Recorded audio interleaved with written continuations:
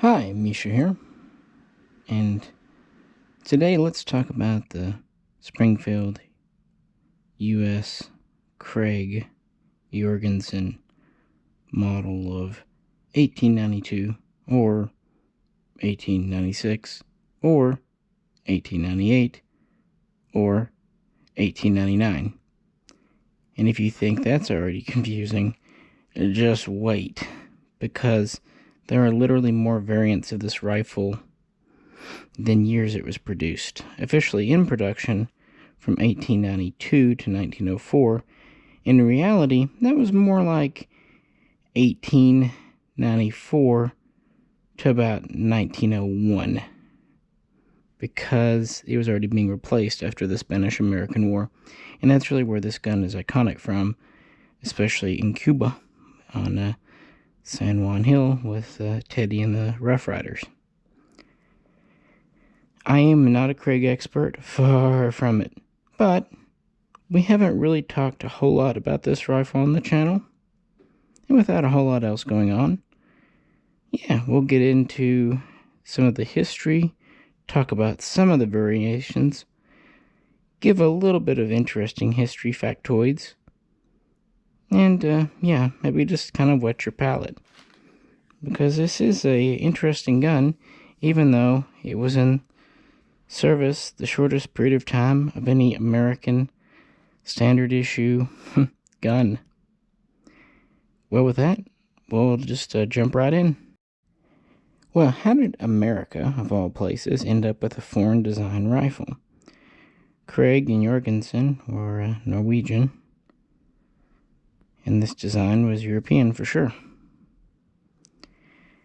Well, while many were not pleased about the results, you have to remember that the U.S. Army in the late 19th century was nothing like it is today, or even was in World War II. It wasn't intended to be an expeditionary force. It was a frontier army. So relatively small number of men in active service. And at this time, the so-called Indian Wars were kind of winding down.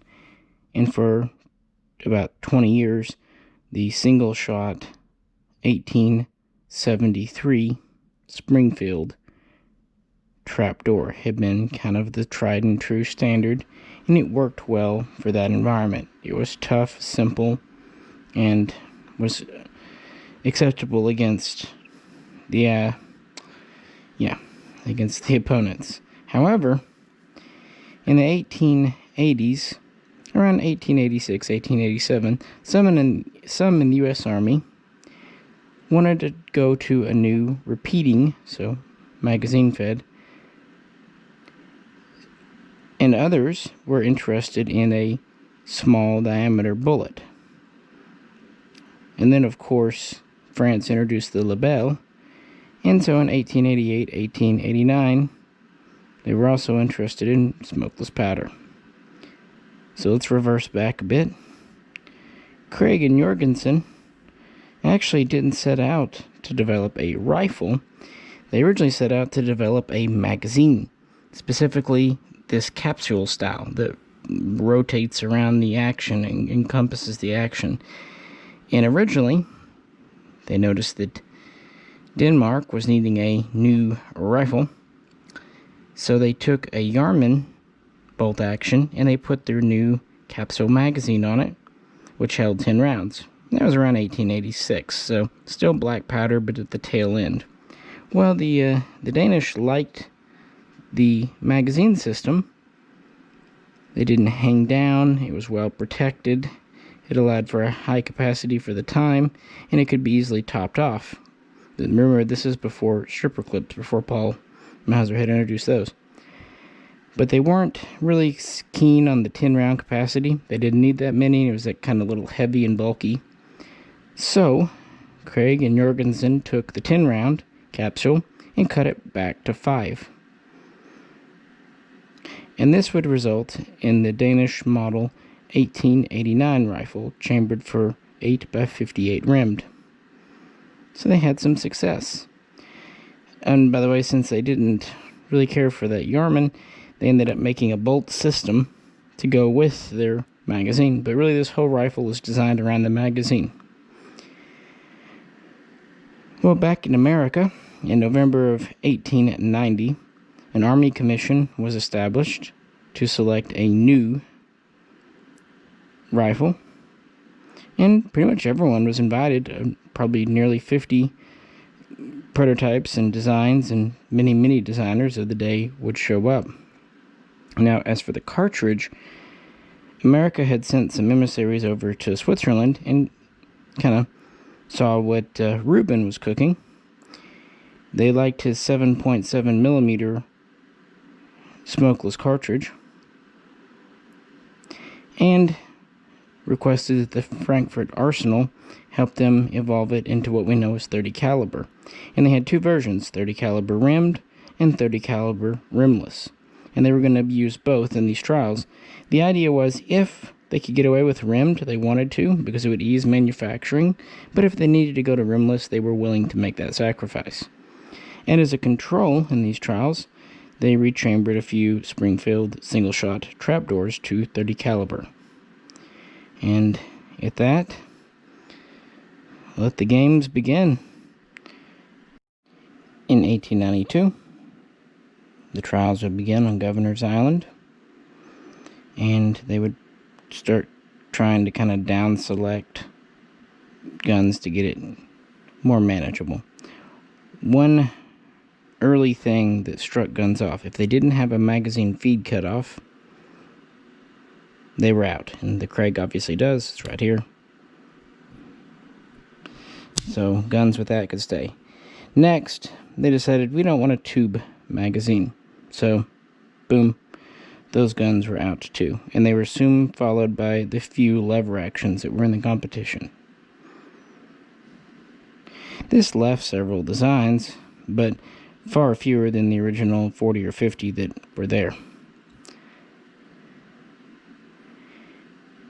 And then, towards the end of the summer, they would declare this European upstart the winner.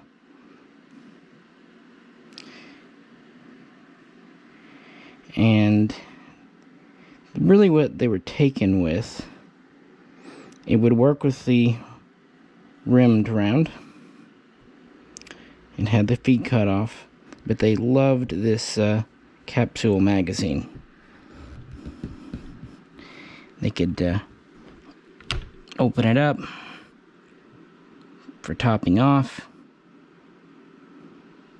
and didn't hang down. They were just very taken with it.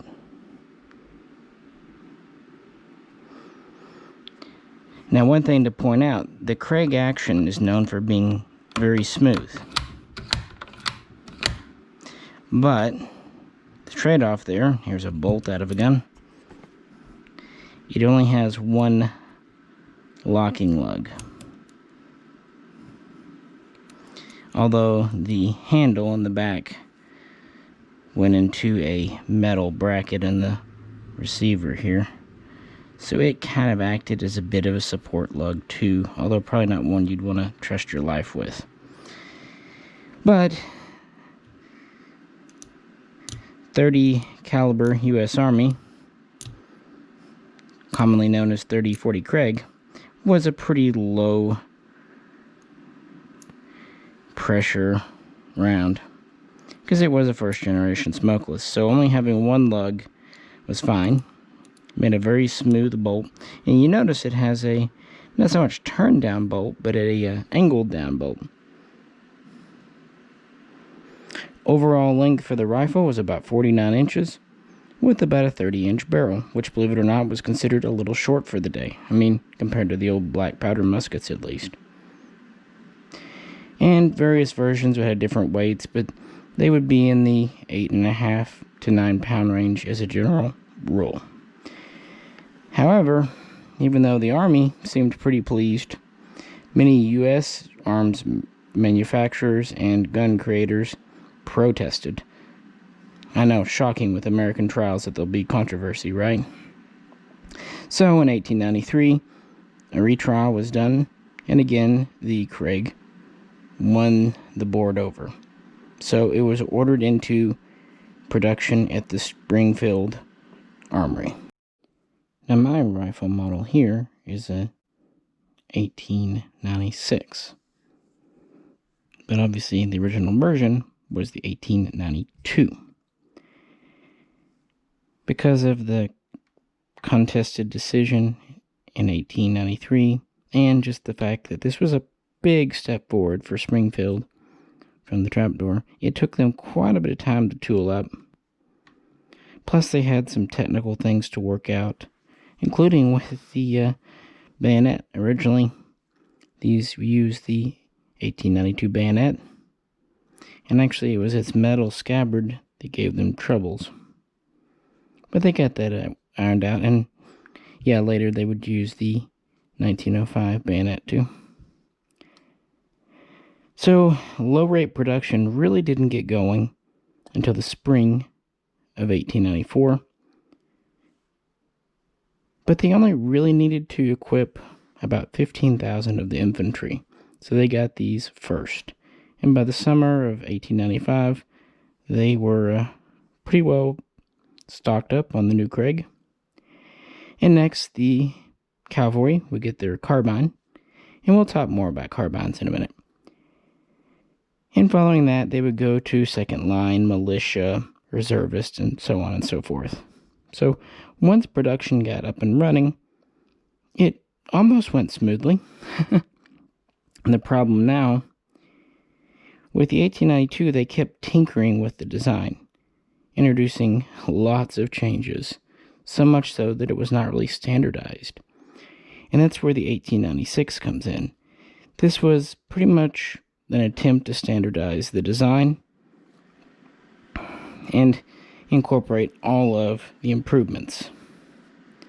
Starting from the butt, they gave it a better butt plate that kind of lapped over the end, giving it a bit more strength. They thickened up the buttstock a bit to give it more strength. They changed the rear sight, which is something they did pretty much every year.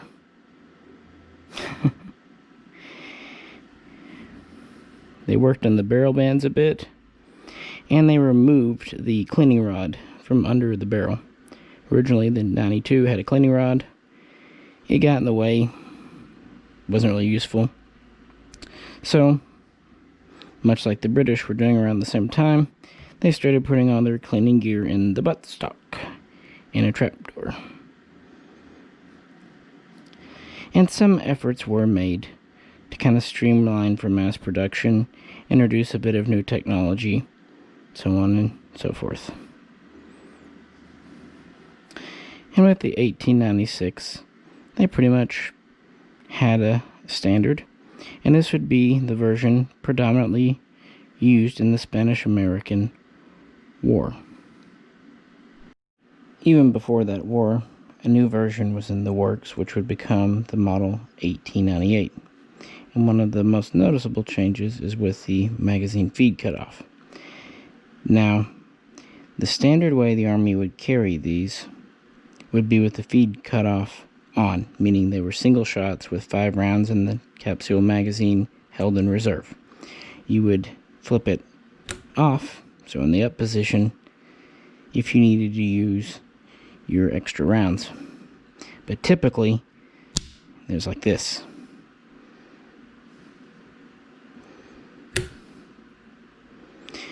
Well, the cavalry found this was a little bit cumbersome and kind of like to snag in saddle holsters and whatnot. Now, there had been a short run of 1892 carbines, but with the 1896 carbine, they tried out reversing the cutoff, meaning up would be on and down off, meaning it would be carried this way as a standard. This proved successful, so the change was made permanent with the 1898. They also, of course, again would change the sights around because that's what they do, and they would alter the stock a bit. They would make a few things easier to mass produce, and strengthen a few other components, small things, but, you know, little improvements that they felt were necessary. In the 1898 would be the last 30-inch rifle version.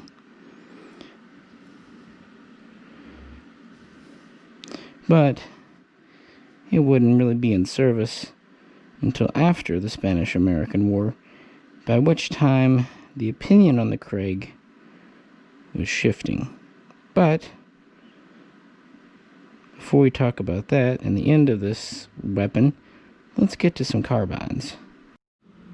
One change that I do think is also kind of neat between the 96 and the 98, if you look at the recess where the bolt locks in on this 96, and then you look here at this one, you'll notice it's cut differently. They gave it a more squared off and beefed up notch to lock into, like I said, in hopes of making it a little stronger.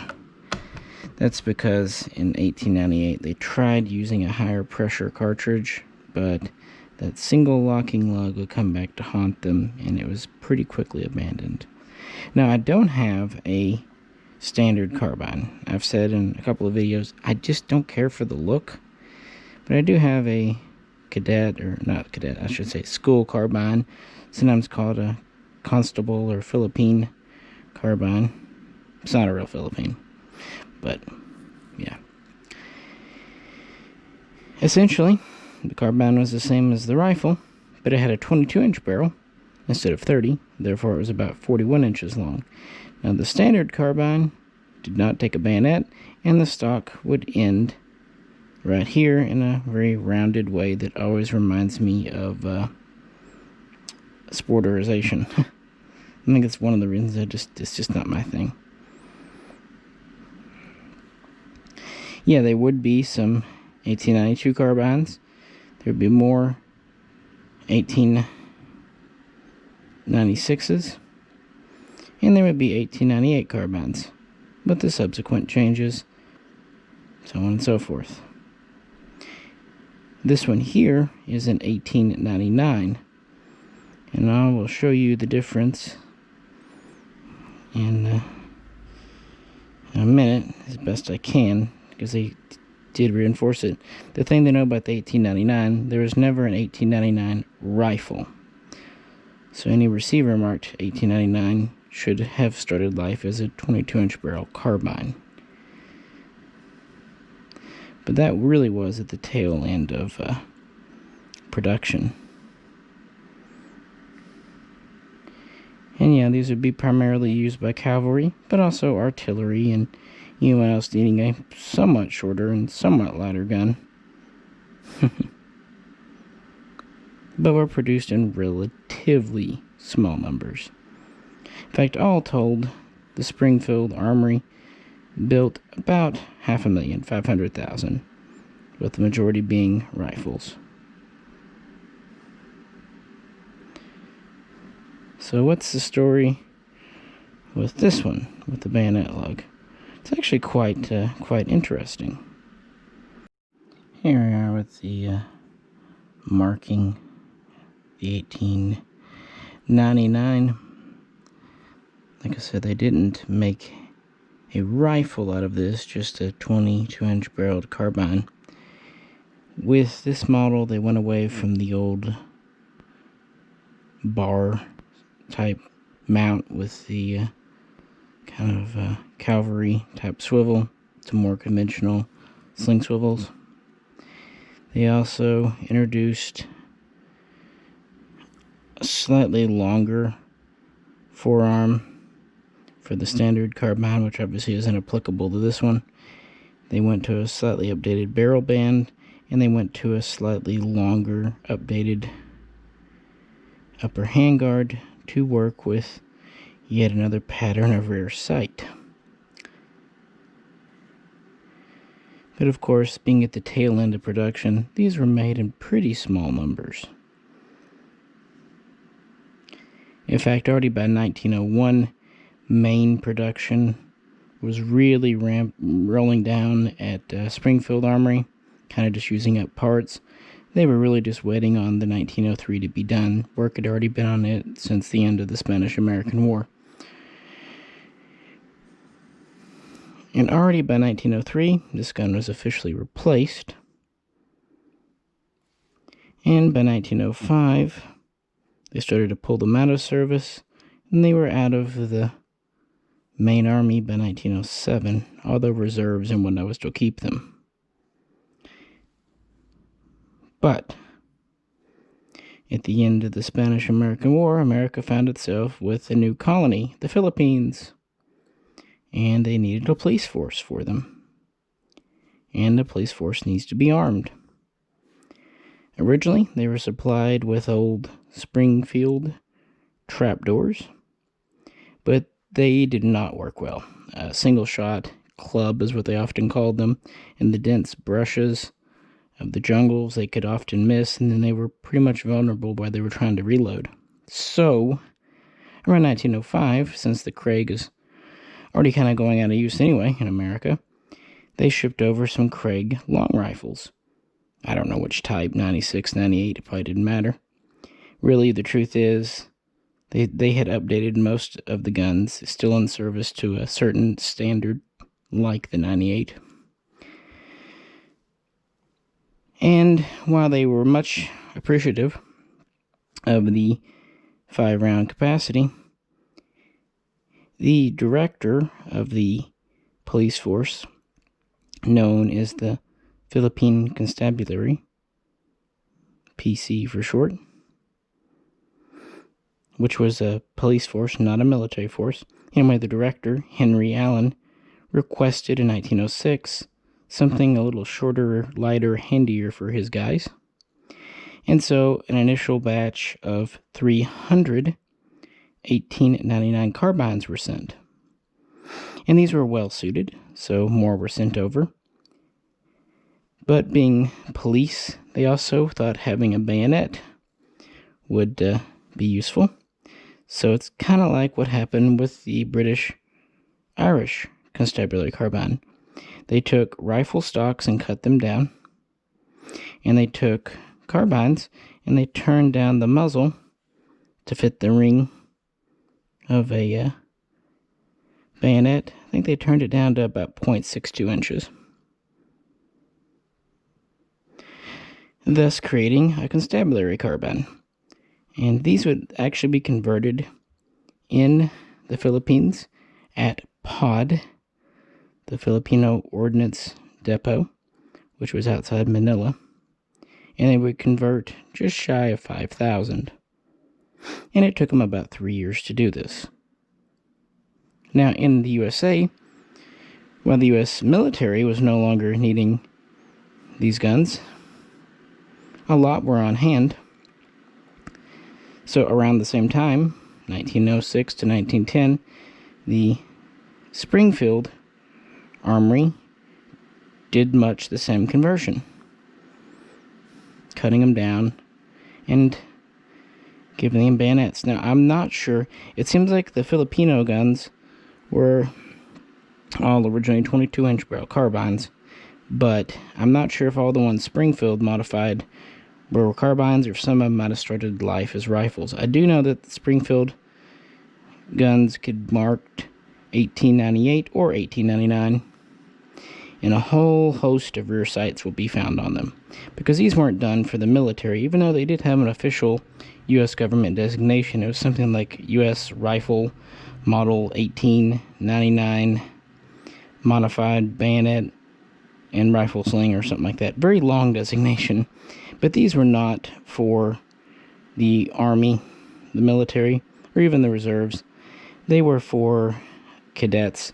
They were for academies, schools, military institutions of that nature. So basically private institutions to one way or the other. And some sources say they were loaned out. Others say they were sold. And Springfield would do just over 4,000. So not a tiny number. That's what this one seems to be. If I'm wrong, I'm wrong. But since it is 1899, it did start as a carbine. It has the correct rear sight, correct barrel band, and the muzzle's turned down in a very professional manner that looks to be true arsenal work. Either way, I just got it because I like the look of it at any rate.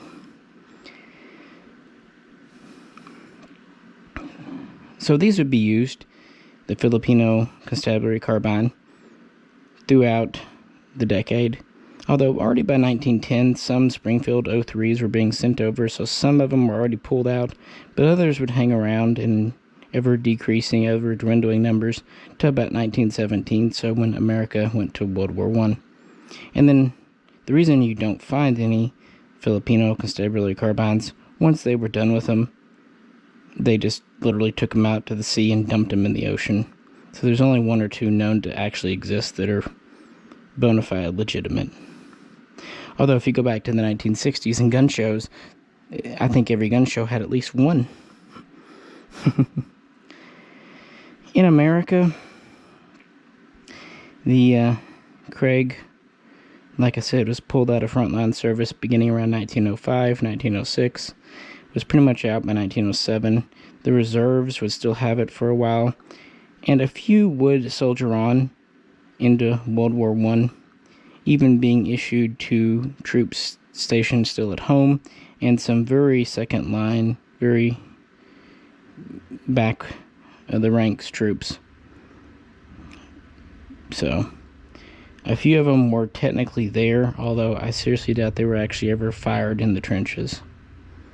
And then of course after World War I, those were all retired out and sold off, and actually in the 1920s and 30s a lot of Krags appeared on the market because, well, 500,000 is a large number, and since they were used so briefly and only in one major war, attrition rates were pretty low, frankly. And so, yeah, they did get around. Alright, well, I put it off long enough. Let's talk about the cluster that is the Krag rear sight. Alright, I have three I can show you here. The original 1892 rear sight was a tangent. With the 1896, they went through a ladder tangent, meaning you could lift it up and see through. This was just elevation adjustable. With the 1898 sight, they went back to just a tangent, solid style, but it was now windage adjustable. We have two knobs. This was called the Dixon type sight.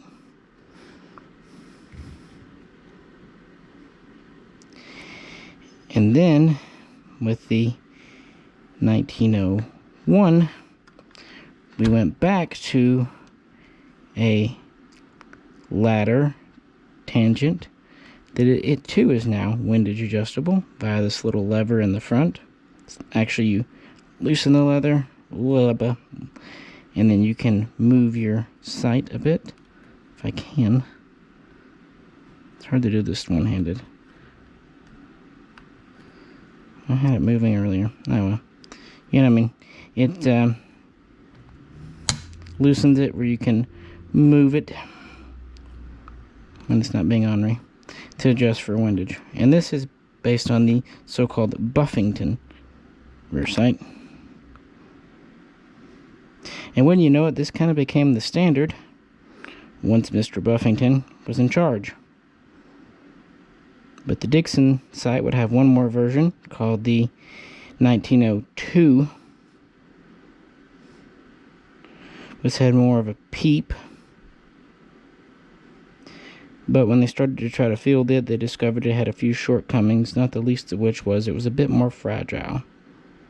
So even though it was the last kind of major rear sight, the 1901 became more or less the standard.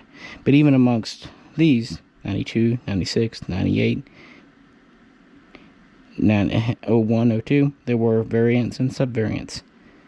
And because of the different rear sights used and how they attached, and because of moving the barrel band like on the 1899, there were at least 7 different styles of upper handguard. Plus, you had carbine sights that were graduated out to 2,000 yards, because that's what you're going to do with the carbine. And rifle sights graduated at 2,200 yards. So there are variations there as well. And like I said, in 1898, they did experiment with a more potent 30 U.S. Army, 30 service, 40 Krag cartridge. Even though it wasn't successful, this too kind of led to a sub-variant of sights graduated for it. The front sights aren't as confusing, thank God. Although there are variations in them as well. And you'll often find 1903 front sights on some, but these were added after the fact. And that's something to keep in mind. Rear sights were changed. Most of them were interchangeable to one extent or another. Some were updated in service.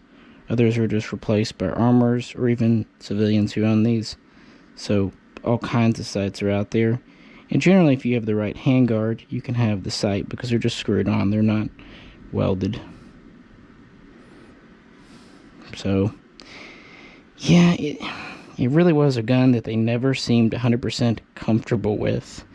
And it's funny that even in 1902, when they knew they were getting rid of it, they knew it. The 1903 was well into testing. They still were dinking with the sights, but I think that was more of that back and forth between the Dixon and the Buffington, just to see who could ultimately win. But, yeah, that's something else to be known for these. The rest of the guns are more standardized, to be fair. They did experiment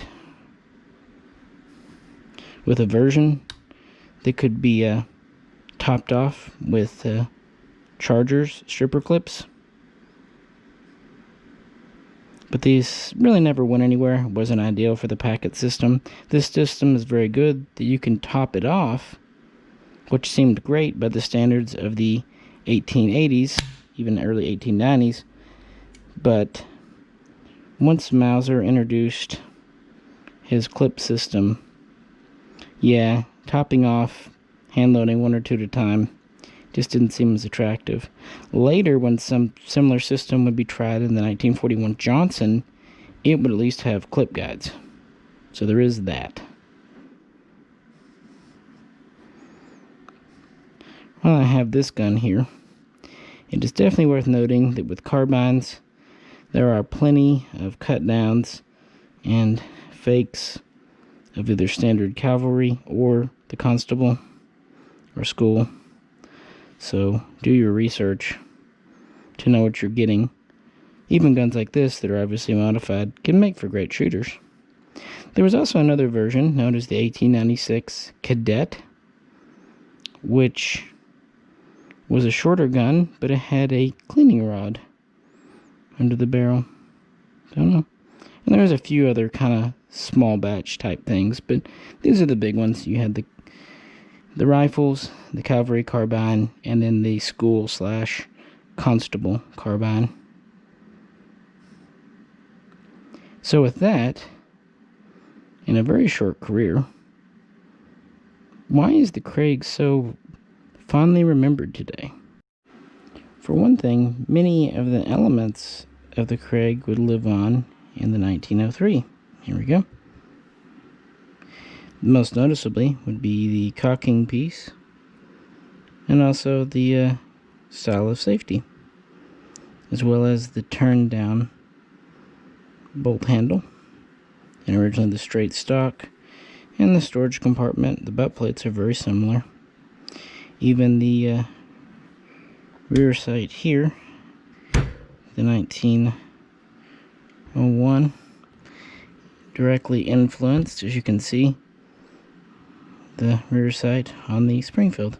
It's not the same, but I guess that means Buffington won? Sure, why not? I would also point out that overall length. With the 1903, America was actually pretty ahead of the game by going to a one-size-fits-all short rifle. And while the 1903 has a slightly longer barrel, about 24 inches over the carbine, really they look quite similar.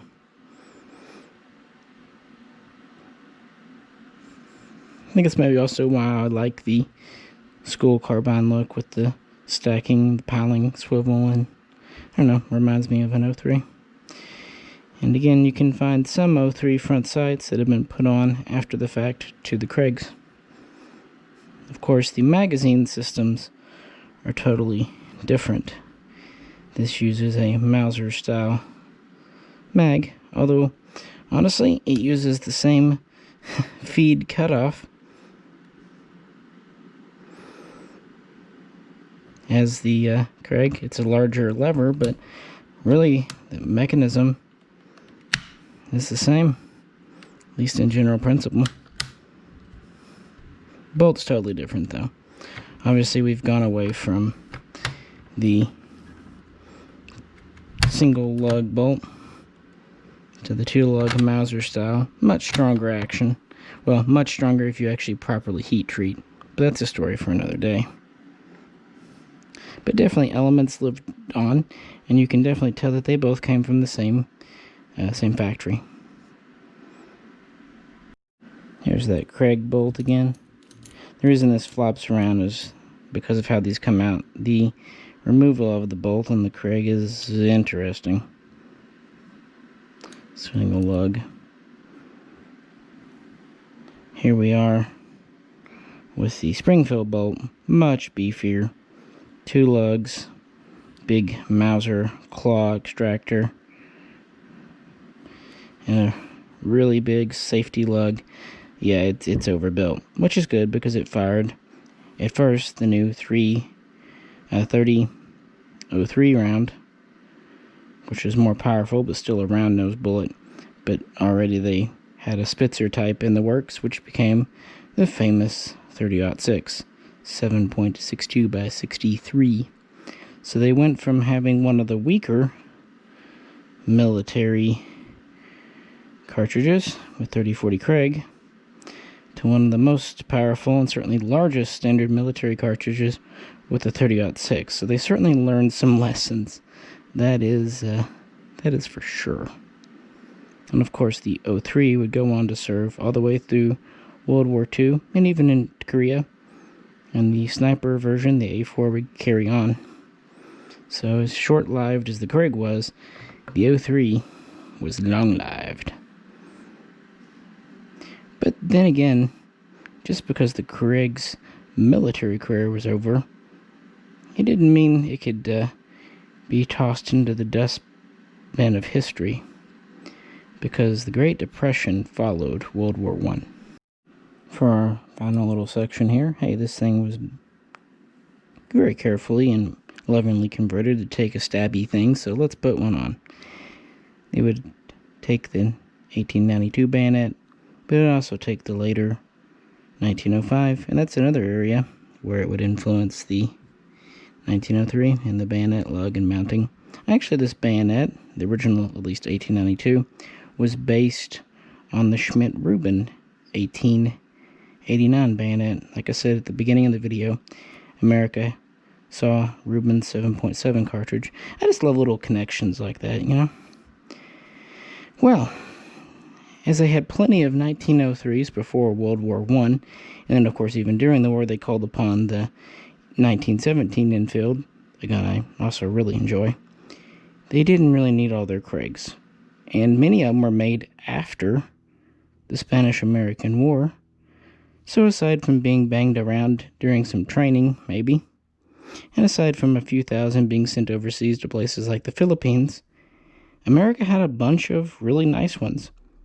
Like I said, some were sold or loaned to academies and schools, but many others were just hanging around.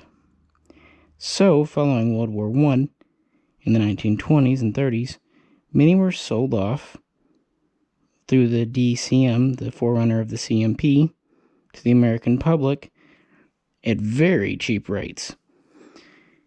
And this was a good thing, because when the Great Depression came around, people couldn't afford brand new guns, and many people, they just had old black powder guns, and hunting was a way to put meat on the table at the cost of just a couple of bullets.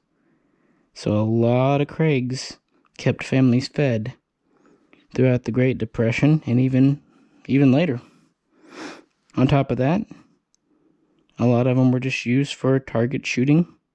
A lot of young men and women learned to shoot with the Krag.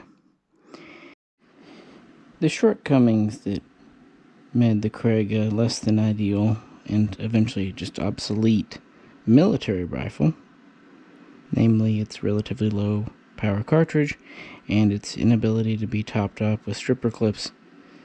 These things did not really hamper it in the civilian market. Whenever you talk to people about Krags in the past and even today, they always talk about just how smooth and how nice this bolt is. This one's got a little Cosmo in it, but they're very smooth, very nice feeling bolts. And I think a lot of people found the style of loading fun. It's mechanically interesting and neat. And also, single loading is much more likely in civilian hands because they probably won't have loaded stripper clips.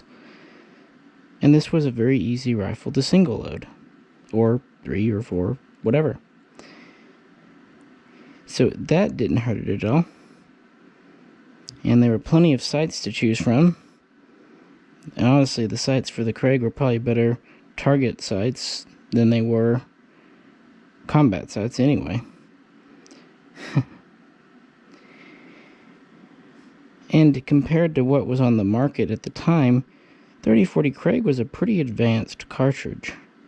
Maybe not cutting edge, but very advanced, when your other options are old black powder rounds, like a 4570.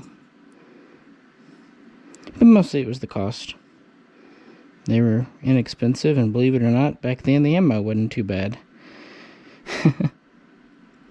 And these were sold off for a very long time in various batches through the DCM and even CMP. And so they just became popular shooting guns, much like the M1 Garand has become, and the 03, of course. And of course, there's always the mythos with Teddy Roosevelt and the Rough Riders. Never mind that these were outclassed by the Spanish 1893 Mauser and its 7mm cartridge. They had better range, better accuracy, better penetration. They were faster to load. The Americans had superiority in numbers, and their guns were not hopelessly obsolete, and the troops were rather well trained and motivated. So they won the day, although taking probably more casualties than they ought to have if they'd had a Mauser. But they learned their lesson and basically, within a few years, had a Mauser. And that tends to be the American military pattern. Adopt a gun that's maybe a little behind the times, and then adopt a gun that's very much ahead of the times. They went from the Krag to the 03. Then they stayed with it, but then they went to the Garand. Then they kind of fell back with the M14, but then they jumped ahead with the M16. So, just kind of how it is. But the Krag is still very much a part of Americana, because so many of them hit the civilian market, and you could get quite a few guns. There were guns called NRA carbines that were cut down rifles, but factory done, or at least professionally I should say done. And often those do have 1903 sights. Those are a neat carbine to get if you just want a carbine to show. And usually, even if you do find older variants like the 1892, they've already been updated. I've seen a couple, but never bought them just because they'd already been updated to a newer standard like the 1898. But yeah, just haven't really given the Krag its due on this channel. I know that I got a few things wrong and left out other things because, again, you can study these for 20 years and still not know everything. And while I like them, they've never been my favorite. But that's not to say I don't respect them, and I do love how mechanically interesting they are. Another video we've done is on the Lee Navy, the 1895 6mm. It doesn't get a lot of views, so if you like early smokeless guns, I greatly encourage you to check that video out too, because that's another highly interesting mechanical gun, and very much ahead of its time. And with that, I'll let you go. If you'd like to talk about your Krags, we'd love to just Krag chat below. Krag-like. If you have any questions or comments, just post them. As always, if you could, like, share, and subscribe. And if you'd like to help support the channel, please check out the link to our Patreon page. This is Misha, and we'll catch you very soon next time.